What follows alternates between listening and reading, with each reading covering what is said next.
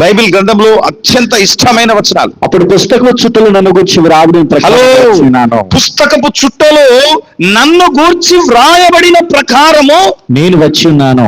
ఉత్తగా రాలే నువ్వు. నీ గురించి ముందే రాసిండు నీ చరిత్ర అంతా. చెప్పండి, నా చరిత్రను ముందే రాశాడు.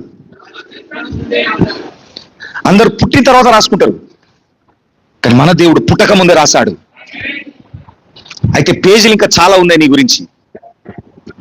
ప్రైజ్ ది లార్డ్, హల్లెలూయా. పేజీలు, నువ్వు చేయాల్సిన పేజీలు చాలా మిగిలిన్నాయి. అందుకని బ్రతుకున్నావు ఈరోజు. ఆయన రాసినటువంటి చరిత్రను నువ్వు నెరవేర్చడం కోసం దేవుడు నిన్ను సజీవ లెక్కలో ఉంచుకున్నాడు. కాబట్టి జగత్తు పునాది వేయబడక మునుపే నిన్ను ఏర్పాటు చేసుకున్నాడు. నీ గురించినటువంటి చరిత్రను ముందే రాసి పెట్టాడు.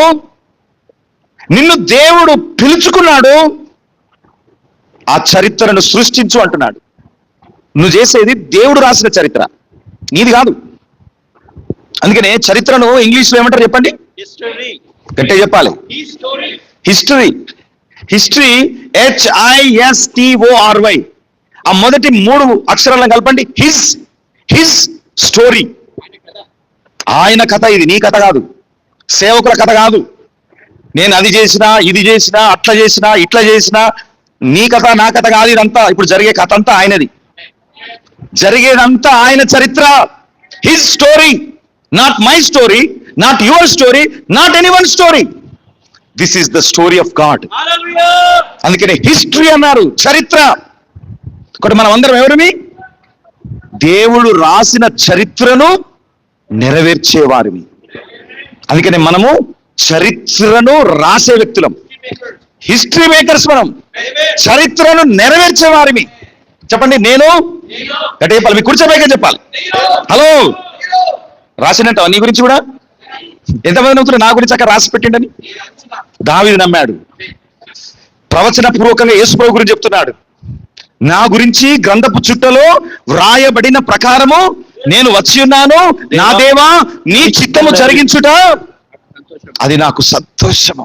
చెప్పండి, ఇప్పుడు చెప్పండి, కుడి చెప్పాక చెప్పండి. దేవా, జగత్తు పునాది వేయబడక మునుపే నన్ను ఏర్పాటు చేసుకున్నావు.